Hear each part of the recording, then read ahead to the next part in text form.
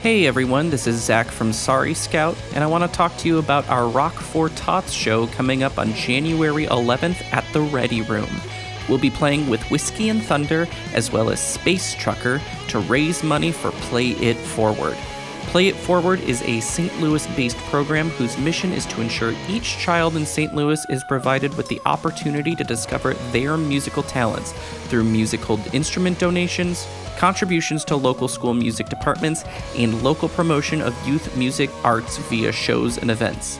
Tickets are on sale now and will be available at the door for $12. However, if you donate a musical instrument at the door, your admission is free.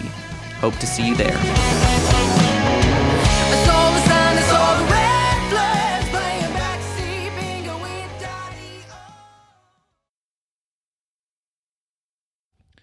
Hey everybody, Shane Presley here. I got a couple of things I want to tell you about happening January 14th, kicking off 2020 in style. We got another edition of our singer-songwriter storytelling showcase out at Naked Vine. Again, January 14th, Tuesday night, 7 o'clock start, $10 at the door.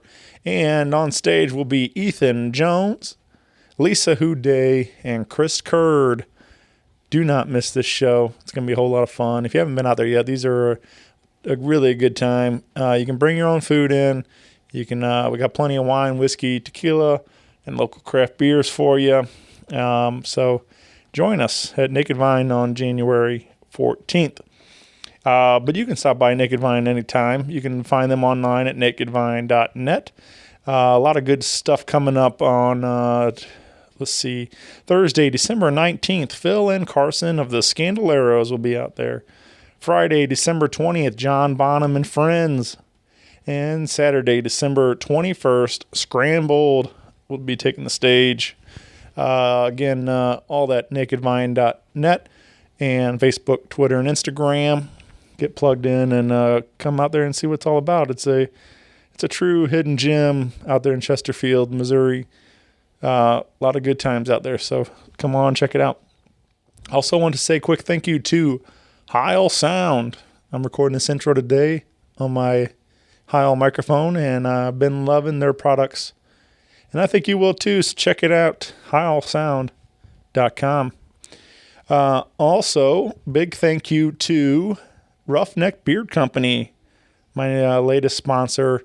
So happy to have these guys a part. That's Roughneck Beard Company and American Rambler. You can find both of their products located in the Roughneck Beard Company shop right there in Maplewood on Manchester. So swing by and visit them, or you can shop 24/7 at roughneckbeardcompany.com.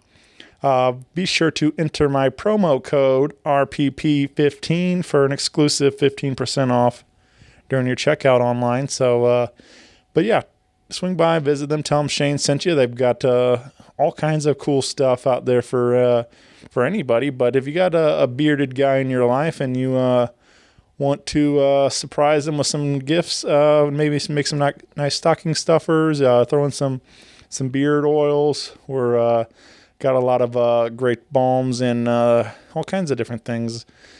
Whatever you might need for your personal grooming, you can check it out there at Roughneck Beard Company and American Rambler. I've been using products myself. I love it. They got like some stuff like beard oils infused with CBD products and coffee. So, I mean, if you're into whatever you're into, they might be able to take care of you out there. So check it out. Go visit Brad out there and tell him Shane sent you. But that's it for me, everybody. Thank you again for tuning in. If you would like to reach out and say hi or let me know what you've been listening to, I would love to hear from you. You can reach me on my email at rockpaperpodcast@gmail.com. Feel free to say hey. Also, if you're interested in a shirt, hat, or anything, buttons or stickers, I got all kinds of things. So let me know. Anyway, thanks for listening. Kick back, relax, and enjoy. Have a great day, everybody. A podcast is kind of like it's like a radio show that's not on the radio. It's on the internet. Does that make sense? Yeah, that's also like my mom. It makes it sound more confusing, doesn't it? It sounds like this. This is Damon. And this is Zach. He listens to the Rock Paper Podcast. Oh, yeah. Yeah, baby. Rock Paper Podcast. Scissors beat paper, paper covers rock. Rock beats scissors, Shane covers non-stop. Never know what new kind of guest that he's got coming at you. Live and direct on the spot. Could be rock, folk, country, or hip-hop, jazz. All kind of folks that he has. Could be an artist or a comedian to make you laugh on the Rock Paper Podcast. double-decker fudge round, rolling round town. Shane coming at you live and direct from ground zero. He's your hero, he's your bestie. Rock Paper Podcast with Shane Presley.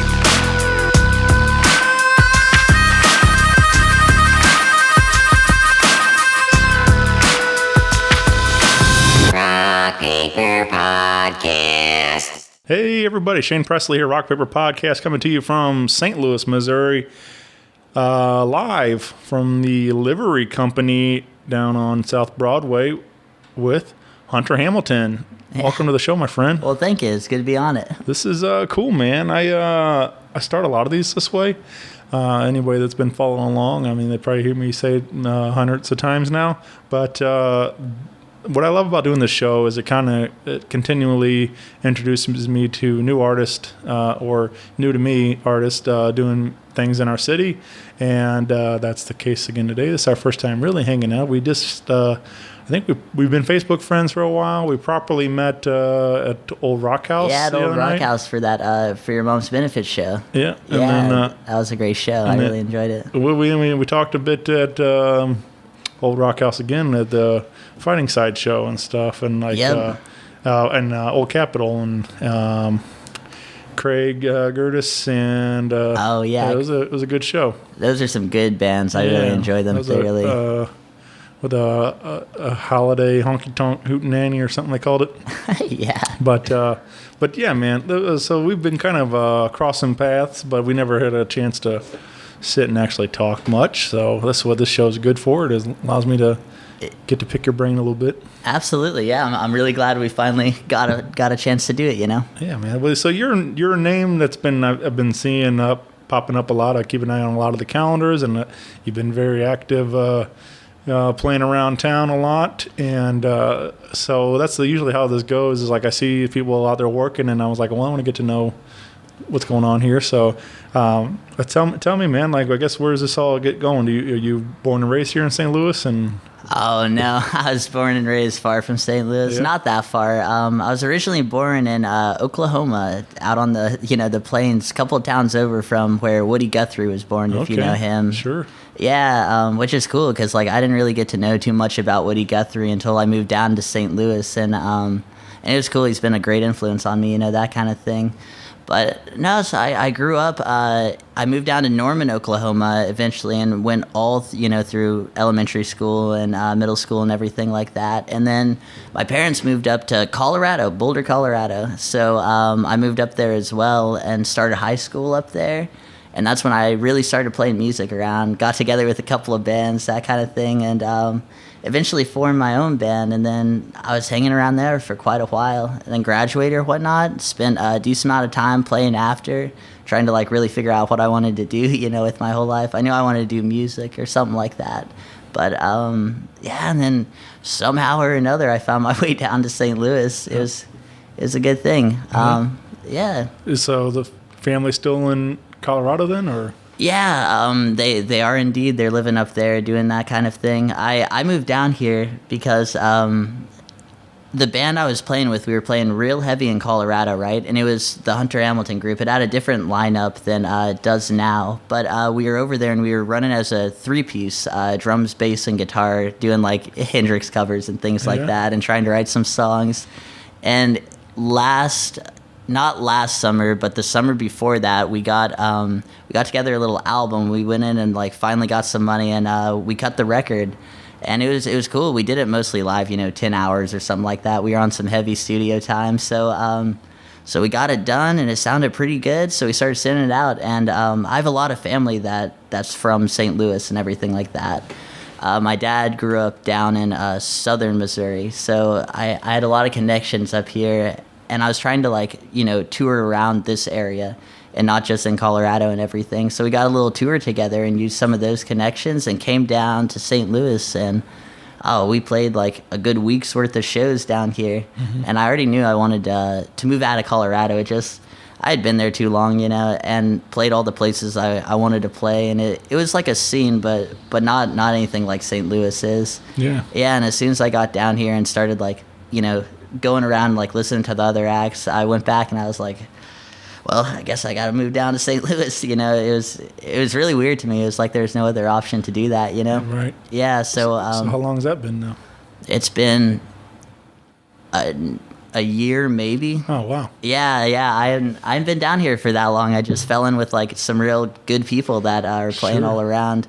Yeah, came down here, was only playing acoustic and stuff like that, hadn't quite got the band together yet, and was playing a bunch of Donovan songs, Dylan songs, and there's a lot of people that are good fans of those people around here, so I met people like Drew Schaefer and the Ellis Express Cats. Yeah, man. Yeah, and started showing up to their gigs and everything, and they were like helping me out, letting me jump up and play in between the set breaks, get my foot in the door, and after that I fell in love with it, Very cool, man. You did your family play or? Yeah, so my dad is actually a classical piano player, right? All right. That's what he has his degree in, and he actually works in retail nowadays, but all throughout, like, growing up, he started playing at 4 or something like that, and was touring, like, all around this area, doing classical music gigs, playing at all these churches, and then he stopped at, like, late 20s or 30. I guess he just got burnt out on it or something like that. That happens. But so all growing up, I was always like pressed real hard to learn how to play piano or something like that. But in my mind, I didn't want to do that, It was like, oh man, I'm not going to be as good as you are or anything on that. So sure. I might as well, figure something else out. And it was like, I was pressed with a lot of classical music, which I really liked, even to this day. It broadens the mind a little bit, it's one of those you can hear. There's nothing like hearing a full orchestra sound, even compared to like a rock and roll band. But that's kind of how I got like really introduced to music, having to go to classical music concerts when I was a little kid, Nice, man. And sitting in the pit and stuff like that. I went to for my birthday a couple of years ago.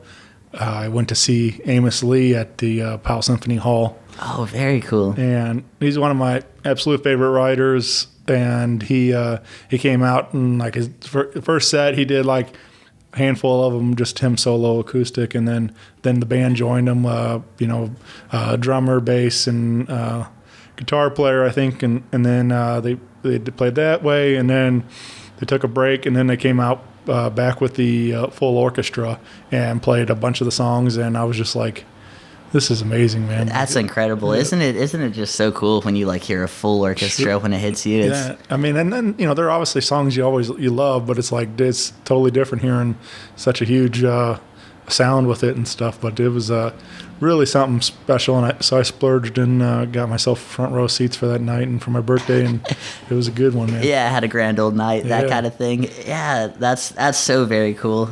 But no, I didn't start playing guitar really, because that's what I played primarily. I didn't start playing that till I was about 10 or 11 or something like that. I started taking up guitar lessons because I definitely didn't want to play piano. And like we were talking about earlier, I tried to play violin for a little bit, and I don't know, I could never not get it to squeak. So I was like, I got to play an instrument that's lower, I don't like that sound. And I started taking guitar lessons from this guy his name was Ian Gill. He was a great, songwriter, country singer, jazz guitar player. He could do all of it. And I had an old guitar, that I didn't know how to tune or anything like that, and started taking lessons from him. And then, I don't know, I got kind of disinterested, my fingers were hurting, that kind of thing, as it happens. And then I heard, he gave me an album. It was, Hendrix's Are You Experienced? Yeah. And I put that on, and of course, I'd listen to rock and roll and stuff, but man, I tell you what, I must have listened to that album 5 times front to back, just sitting, in my bedroom listening to it, and the noises were like nothing I'd ever heard before. So right after that, went back in, and I don't know, been practicing ever since, chasing that. There's, I feel like there's something, I said something about it online the other day, because because I felt like that kind of way. Like sometimes songs just find you, you know. Like it sounds kind of a little corny, but I feel that way. Like sometimes you know, even a song you may have heard several times, and then all of a sudden you really like listen to it, and then it's like it just like speaks to you, you know, or a record or whatever it is, whatever that particular thing is, and all of a sudden you're at the right time when you needed to hear it, and everything kind of clicks and falls into place. And like I feel that way a lot with the music sometimes. Sometimes I'll listen to something and I just don't get it. For me in particular, there was the scenario that I referenced when I talked about it online the other day. It was Tyler Childers. I like. At first, I didn't really get his stuff. I thought he was all right. I didn't really. His voice kind of bothered me at first, and then. But then as I deep dived in and kept listening, you know, everybody kept talking about him. I'm like, maybe I'm missing something here. And I went and listened more, and I started looking into his lyrics, and I started like listening to what he's actually singing about. And like that's when I started to really become a fan. And then there's a song in particular, "Follow Me to Virgie," that I like really connected with big time. And like it's especially with my mom when my mom was sick and stuff. Like I was like right when what I was going through listening to that song in particular. So I feel like it just like it caught me at the right time when I needed it, and then like I just really resonated with what he was singing. And so I imagine, you know, long story there, but like imagine like hearing Hendrix at that time, as a young guitar player, like hearing that, like man, this is awesome. Yeah, throughout my life, there's definitely been a bunch of those moments, you know, to where you can read a book, you can watch a movie, and like. I don't know, I love literature and poetry especially, and like I don't know, that's what I strive from. But there's nothing like when you hear a song and it hits you perfect, you know, and like the writer of the song has, you know, really like given you his heart, you know, and it may not hit you at all right, you know, until it does, and when it does, it's so prolifically impactful that it almost shatters your world a little bit, and that's why music really lured me into. After playing it for a little bit, I knew that I had to be a musician. I couldn't be anything else because, in my mind, I can't find anything more spiritual and like that really can hit you perfect. You know, I'm crazy about it. It's one of those things. But no, Tyler Childers, he's cool.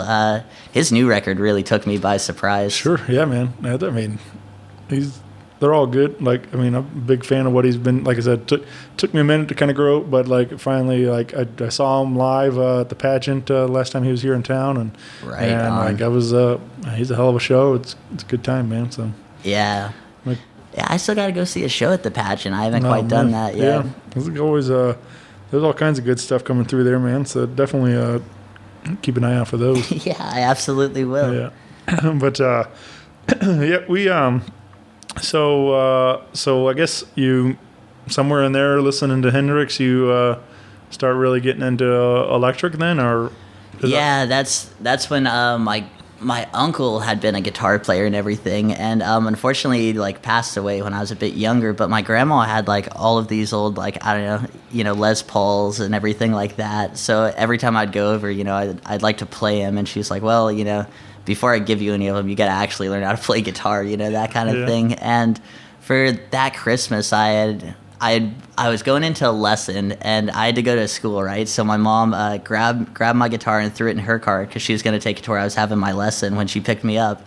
And I had a soft case. By the way, soft cases and acoustic guitars, bad news. All right. Yeah, and I remember getting picked up from school. I was real excited. I'd been practicing all night, you know. I think I had just learned all the parts to Hey Joe or something like that. And I grabbed my guitar, and I was like, man, something doesn't feel right. So I opened it up, and sure enough, the headstock had broken off. Uh-oh. Yeah, and that really shattered my world, man. I don't know, that was rough. But Christmas was right around the corner, so I got that Les Paul and everything like that. And that's when I started playing electric guitar, and that was a whole different game for me, and it really just changed my world, you know. Yeah. Yeah, and then I ended up moving up to Colorado, and that was when I stopped taking lessons. I just, you know, went around, like if people were doing something that I really dug, I'd be like, hey man, like, can you show me your tricks? Like, promise I'm not gonna steal them, quote unquote, you know, that kind of thing. Right. But I fell in when I got to Colorado. I fell in with a flamenco guitar player actually that that I thought was real cool. And I had already, grown up listening to classical music and stuff. I already had a sensibility towards that, to where it, like, I don't know, it sounded great in my ears. And so I started studying with him for a little bit, and he taught me, like, I don't know, some more like flamenco type of stuff and Spanish chords, and that was really something else. That's probably influenced my sound most of all, at least like electric wise and stuff like that. It's not just like straight blues, you throw some weird stuff in there, that kind of stuff. Yeah, so that was very cool. And then I don't know, I guess the next like real big musical thing was when I moved down to St. Louis. I was like into, Bob Dylan, like in Joan Baez and all the people from like the Greenwich Village folk scene in the early 60s, and that was real cool to me. I'd like known about him. I worked in a record shop all throughout high school and like 2 years after or something like that. So I'd been like cleaning all their records, and I was like, well, I got them, I'm moving down to St. Louis. I'm just going to take my guitar and whatever else I can, carry and just do it, really do the whole Rambler thing. And I came down here, and I didn't really know too much about Dylan, and one of the books I brought with me was his like Chronicles, which is like the story of his life, and he did kind of the same thing going into New York, and I was like, it was cool reading that, man, because I was like really feeling like it was a bad move to just like go, that kind of thing, and not wait or anything. Just I was like, oh man, maybe I jumped the gun on this, maybe I should have waited a little bit, that kind of thing. And as soon as I started reading that, I connected so well with him that it was like, all right, this is more comforting. And then through him, I found people like Donovan, who had done the same thing, who was living on beaches until he like went in to record an album and did that kind of stuff. And then eventually made it all the way back to Woody Guthrie, and it was funny to me because it's like, man, I had to come a long way to find someone that is, not far from home. Sure. Yeah. So I think that's beautiful though, man. Like, there's something to be said about that. Like just taking a chance, a lot of so many people are just scared, I think, to take to jump, just to go do it, and the fact that like, you just grab the guitar and go and trying to figure it out, man. Yeah, and it's something I really love the whole I don't know, to me in like society, one of the things that like messes with my mind is like preconceived notions about things or like people or anything that you haven't met, or like, I don't know, political views or anything like that. I think that at least people-wise, you should really like judge them based on like what your interactions with them are, that kind of thing. Everybody deserves like a chance, at least in my mind. And that was one of the things I found so cool. Like, I mean, I had already been playing around Colorado forever, so I knew like all the like venues up there and like was playing the same gigs, and the same people would show up, and it was fun. And it was like, I can't really go anywhere because Colorado is like 12 hours in any direction to get to like anything outside of Denver, that any other big city that you want to play in other than like Salt Lake City or something like that. And I already want to move down here because it was close to Nashville and Chicago. Sure. Yeah, it's like St. Louis is this beautiful point in between all of them. And middle of the map. Yeah, and then like it was so much fun, coming into town, meeting all these new people who are all incredibly nice. This scene is so cool. But coming in and like the only thing, like, because nobody knows you, so it's only what you are right in front of them, and it's only what songs that you're playing, and like it's one of the more truer judges of character that I can find. Right. Yeah, it's weird. What as an outsider, before you came to town, what was like your preconceived notions of St. Louis? Like, what do you know about like? I mean, like Nelly or something, like, I mean, that kind of stuff or whatever, or like, that's like all we were known for in music, really. Like, nobody really talked about a lot of the stuff, but. Yeah, so being, having a bunch of friends that in Colorado were like touring around and stuff like that, and I had a bunch of friends in Oklahoma as well that are full-time musicians, and and they like come through St. Louis a lot, Memphis, places like that. I'd only heard like good ramblings about it, like whispers that like, oh man, St. Louis has like something pretty cool going on right now. It's like, it's a whole scene, it's not like in Denver per se, where like there is a scene, but it's like very like split up, like there's factions, and here there's factions as well, but like there's like a real strong music community, and it's almost like, Greenwich City, Bohemia a little bit in some ways, especially down in Soulard and around there. And so coming in, I didn't expect anything, and it was one of those, I was like, well, St. Louis, like it's not like known for music as much as like Nashville or Memphis or anything like that. But there have been a lot of cool people that have come from here, and it seems to me like there's a lot of gigs. So when I did come in and like found that there's actually a cool scene, and like the players down here for the most part are like pretty solid players, you know, and I can learn a lot just like hanging around. I was real happy. I thought it was very cool. Yeah, man. Yeah. That I mean, that's what I've been saying for a long time. So it's cool to hear you say that as somebody that's new here and stuff too. But just like when I started doing this show, that's really what the origin of it was. Like I had a couple of friends, you know, that I knew played, and like I thought I had a fair idea of St. Louis music. Yeah. And that's why I started it.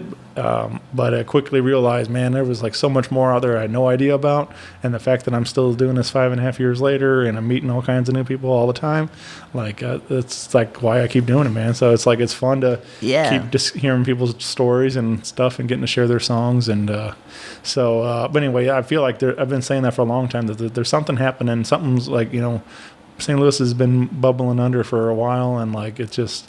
So I feel like we keep getting closer and closer to being, you know, absolutely, kind of, you know, putting our spot on the map as a real music destination and stuff. So there's world-class players here that, you know, that do this for a living and tour the world, and that just aren't quite the household name yet, but I think it's happening, man. And what I'm starting to realize, like at least in the United States, there are very few places where you can go into and like, I don't know, come in like. And within a year, I don't know, like, be able to be a full-time musician, you know? I really love St. Louis because damn nearly every place has live music.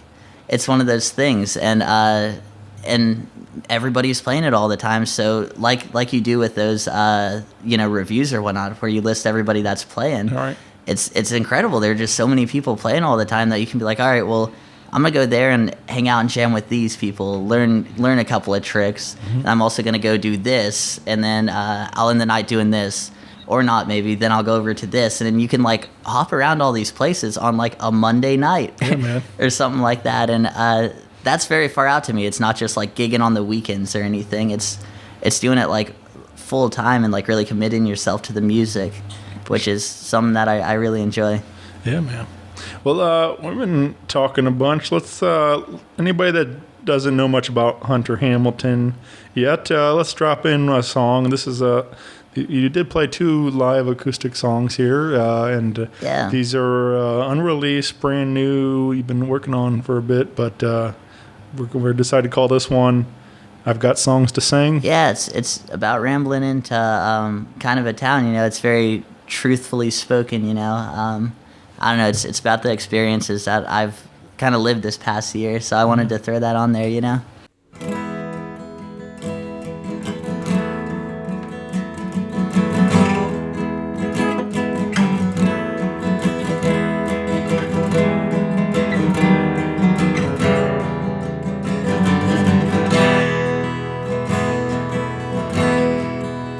Can't you see the lights are flashing? Can you feel the warm wind blow? Have you seen the world I'm seeing? Is it coming too slow? And the people I meet, they all just seem to go. It's been 500 miles of trying to not feel so all alone. I've got songs to sing, but I just want to go home. Dreams come to me when I lay my weary head. Fallen angels, they don't cry as sweet as you. Doubt and sorrow don't fill my head till tomorrow.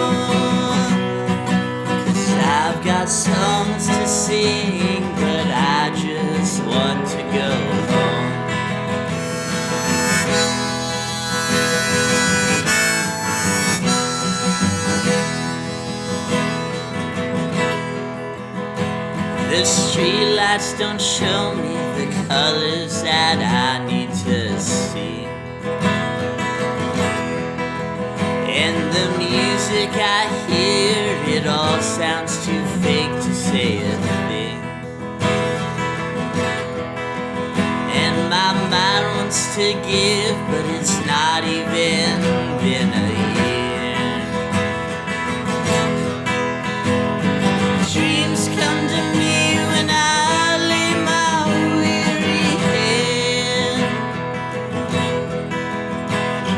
Fallen angels, they don't cry as sweet as you. Doubt and sorrow don't fill my head till tomorrow. 'Cause I will remember when my ship comes in.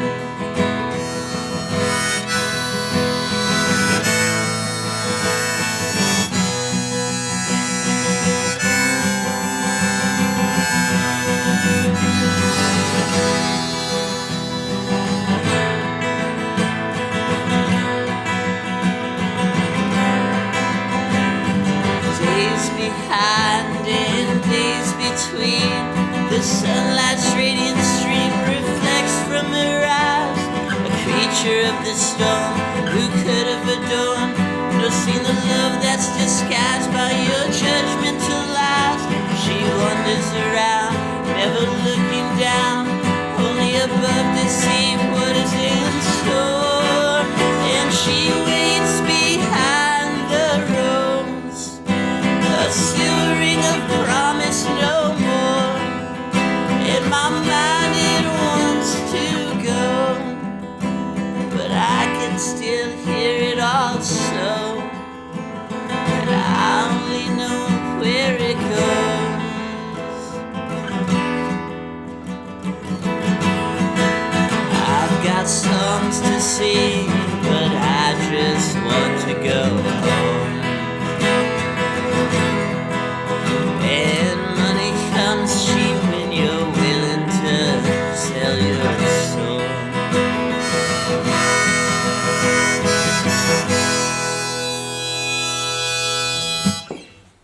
I mean, you mentioned having a record from Colorado and stuff. Yeah. Are you gearing up to record some of these songs that you're working on? Or? I absolutely am. So right now, we've been doing this whole YardEagle thing a little bit, and we went into the studio, and we've got some cool stuff going on the way, but I definitely am looking to get into the studio with the band I have now, which includes myself, my brother, Alex Hamilton, then Dan Turner on keyboards and Britton Wood on bass. Nice. It's a real solid band. We've been playing around for a little bit, and I really want to go in and cut like maybe even a little EP. I reckon that should be done. I'll try to get on that within the next month or two, you know, get something cool coming out. Did he move here with you, or did he come down after? Yeah, or? he followed a bit after, that kind of thing. Yeah, because he's a drummer as well, you know, and we've always been just so very close, you know, and every gig, like, you know, that we play together, and he sings great harmonies, so it was one of those things. Is that that's pretty good that you play guitar and he drums? Like, at least you guys aren't. You know, Yeah, that worked out pretty well, huh? Was that by design, or did just kind of he naturally attached to drums more? And yeah, when we were little kids, I wasn't really into music, right? Mm-hmm. I played football and things like that, and he was always one of those people that had like a natural ability to do it, and he would always like go up to drums and like just had this great sense of rhythm. And then I started playing, you know, real heavy, and then he was like, well, shit, if you're gonna do it, I'm gonna do it. You know, that kind of thing. And then it just kind of formed like that, you know. Yeah. So it worked out pretty well, I think. For sure, yeah, man. Well, I'm excited to hear what you guys have been working on. Like I said, this sounded really good today, and you know, it'd be interesting to hear the full band version of it as you guys take it to the studio and things. Oh yeah, and those two songs that we recorded, that's more like acoustic type folk stuff, I guess. The full band stuff will be a little more rock and roll, you know, Tom Petty-esque type of stuff, but. But no, yeah, that's I love that kind of stuff. I just like the, again, going back to even that Amos Lee story, like that, just kind of the evolution of a song is it can start with just you and your guitar or, and you had your harmonica on there and stuff too. But like, it starts with that and then you build and then it like becomes where it's, this big arrangement with the band and your electric guitars and your, solos and everything else. And it's just like, it's fun to hear those, B-sides or different things, the different arrangements that as it started as an idea and then where it ends up going to when you take it to the studio and stuff as it comes to life and things. So yeah, music's a blank picture waiting to be painted or something weird like that. For sure. I totally get it, man. Like I really enjoy that process, and I enjoy like the journey that music takes me on too. When like you're talking about painting that picture, and like sometimes I can just hear a song and just my mind will start painting a scene, or whatever it is. I start thinking of like maybe a possible music video or whatever it is, and just like it's fun to see what other creativity the music inspires. And so absolutely. Do you get into any of that, painting or anything? Do you do any other arts, or is it just music? Painting. I love writing poetry, and I'm a big literary nut. But as far as painting goes, man, I couldn't paint a picture to save my life. It's rough. Can't do any of that stuff. I'm just a super fan. So, but poetry especially. Another great cat that I ran into when I first came into town was Dan Wright, who's a poet, that works at Dunaway and everything like that. And I had already been like real into William Blake and some other poets. And he's like, have you heard about Rimbaud yet, or anyone like that, or Baudelaire, these French poets? And I was like, yeah, like I kind of heard a little bit about them, because back to the record store I worked at, that was also a bookstore. So eventually, like I was like, all right, well, I got to just start reading and not wasting any time here. So I read a lot of poetry, and I'd been real into the beat stuff, but he turned me on to those guys, and it's rocked my world, to say the least. Yeah, but that's as far as my other artistical creations go, man. That Dan Wright's a good dude. We had a fun time recording on the show a while back, and so yeah, shout out to Dan. Yeah, shout out to Dan. We love you, brother. Yeah, pick up some of his books and check those out. We got a bunch of opportunities to see Hunter live coming up. Let's start with December 21st, you can catch him at the Monocle, and this will be an evening for raising some funding and stuff for the less fortunate and things. Yeah, for the homeless people around town, that kind of thing. I don't know. It's a good cause. We'll be sure to play real good for it, one of those. So, and Monocle's a cool room. I really like it back there in the Emerald room there and stuff. But we'll have the Fighting Side and Caroline Steinkamp will be there. And a couple more I can't quite remember right now. But there'll be a good lineup on there. It's going to be a grand old time, and all proceeds and everything go to the homeless, of course. Yeah. So show up. Yeah, man. And then December 23rd, you mentioned YardEagle. You're playing. That's with Jacob Baxter and Jacob Baxter and Neil C. Luke, me and my brother and everything. We're gonna be playing down at Livery for a holiday party, so that'll be pretty good.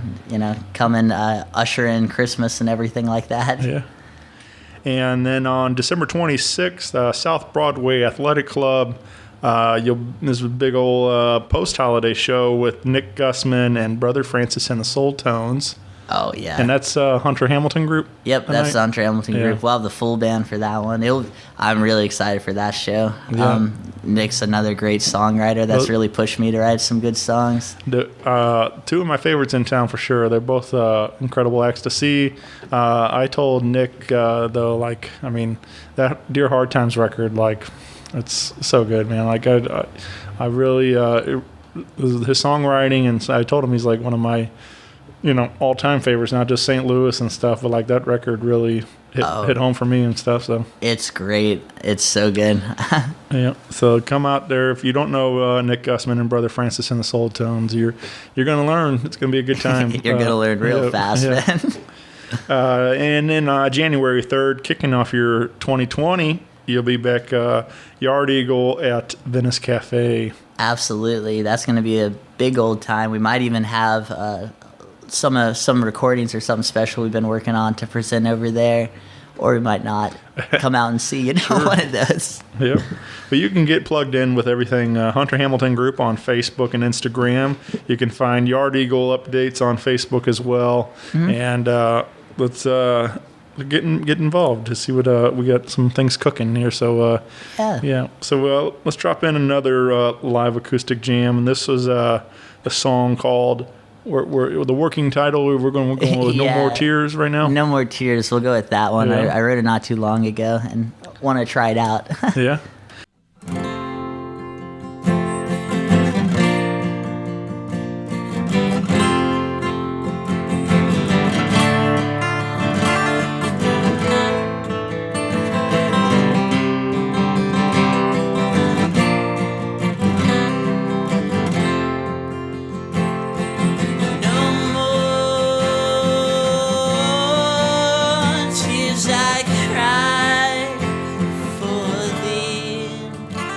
My sorrow has shown me bounds for which I see. Love that I had for you could have only been in vain, and that I now see. Darkness, it casts its shadow over the valley of a soul that I once did know.